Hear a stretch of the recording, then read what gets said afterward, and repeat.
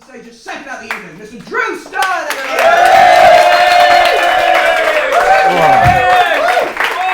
Hello, everyone.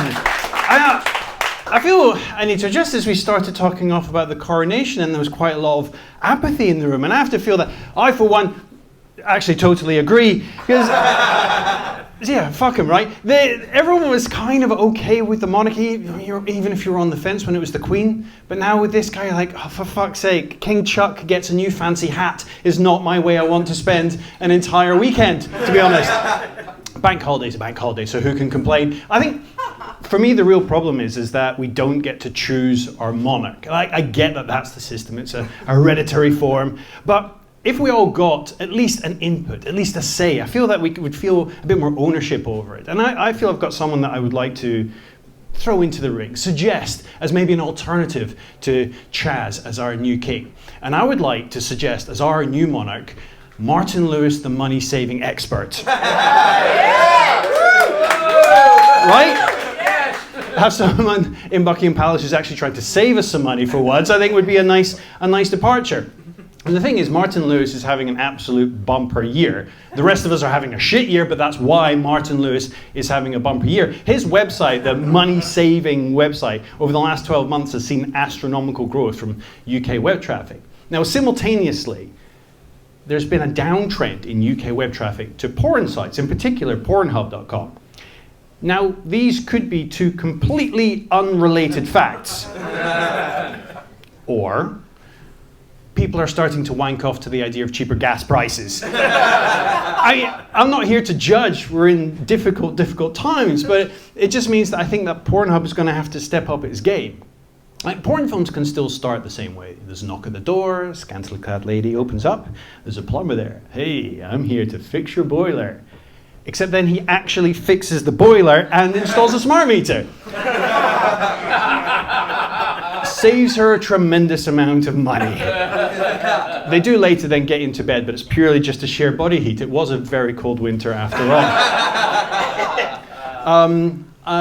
Martin Lewis, I'm unemployed at the moment. Martin Lewis is my god in terms of saving money. He might as well be my king as well. And when you're unemployed, you've got a lot of time on your hands. And I feel like I need to use that time wisely. It's been a while now, and I still don't have a job on the horizon. So I thought I'll use this time to improve myself, work on some real personal growth. I can demonstrate that personal growth that I've achieved. It's all located in this area right here. That's all the personal growth that I've achieved over the last couple of months. And the thing is, having this body shape, dad bod is what it was referred to. About 5 years ago or so, it was deemed sexy for like a fraction of a second because Leonardo DiCaprio had dad bod. There's pictures of him on the beach, with a belly like this. And I call fucking bullshit on that, because yes, it's sexy when it's on a multi-millionaire heartthrob movie star, but when it's on me, it's, ooh, sir, can you put your shirt back on? This is a family restaurant. Absolute hypocrisy. And the thing is, having this body type where kind of all of the extra weight is carried in one very specific area, it has some weird consequences. Now, when I take the bus and it's crowded on certain parts of London, people have started offering me their seat. No, I'm a man. And the first time I tried to correct someone on that, they just gently put their hand on my shoulder and said, you absolutely are. Now, I'm really glad that as a society that we're starting to, come around to the idea that there are people who exist outside of our norms, and we're beginning to embrace it slowly. It's just weird that the person benefiting from that is a straight white man. Finally! In these trying times of cost of living crisis, I think it's important for us to try and look after each other and share some tips and life hacks. And I'd like to share my favorite life hack that I've developed with you. Now, I've been with my wife for 22 years as of this year. Normally gets a round of applause, don't worry about it. Don't patronize me. 22 years means that when we were dating, there were no dating apps, which means I've never had any use for dating apps. I've never had any legitimate use for dating apps. Bear with me on this, it's nicer than it sounds. But I have found that I can use Tinder to catfish my GP. You tell me a better way of getting face-to-face time with your doctor in 2023 and I'll fucking take it. Seriously, it's pretty good. Like, if they turn up at the restaurant, they're expecting Samantha, 28 from Croydon. Instead, they get me, 42, showing them a rash in my balls. But if you offer to pay for dinner, they will quite often give you a half-decent diagnosis at the end of it. You buy them a pasta, they give you a diagnosis. Call it the buy pasta plan, BUPA for short.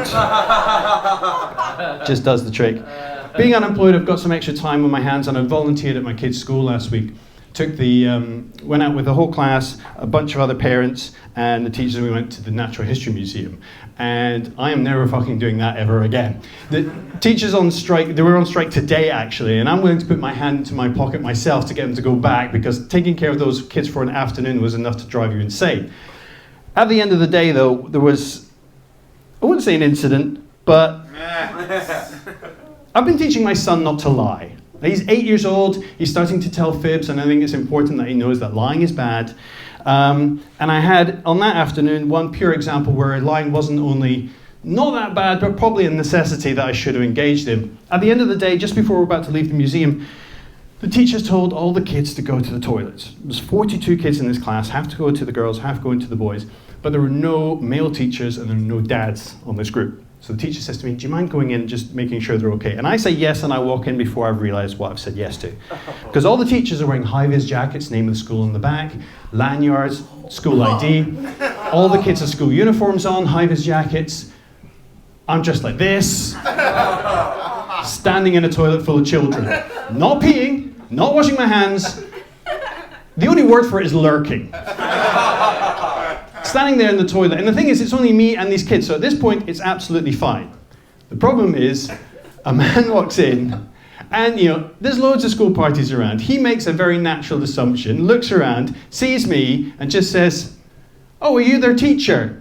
This was the point where a lie would have worked, because I looked him dead in the eyes and just said, "No."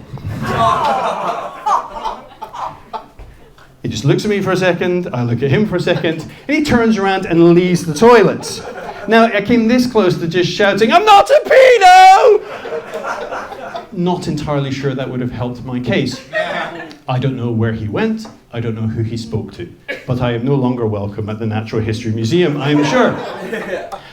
Before I go, I'll let you know, I get quite far into a gig usually when there's usually someone's turned to the person next to them going, "Where is that person from? Their accent sounds really weird." Anyone want to wager a guess where I'm from? Scotland. Yeah. Any in particular city in Scotland? Stirling? Glasgow. I'm from Glasgow. And people say, "Drew, you can't possibly be from Glasgow. I can understand every single word coming out of your mouth." The reason is I'm from the posh part of Glasgow. And I was surprised to know it has one as well. And if you're ever in Glasgow and you wonder, am I in the posh part of Glasgow? Here's how to know. If you've been stabbed, the blade has a hallmark on it. That's how you know.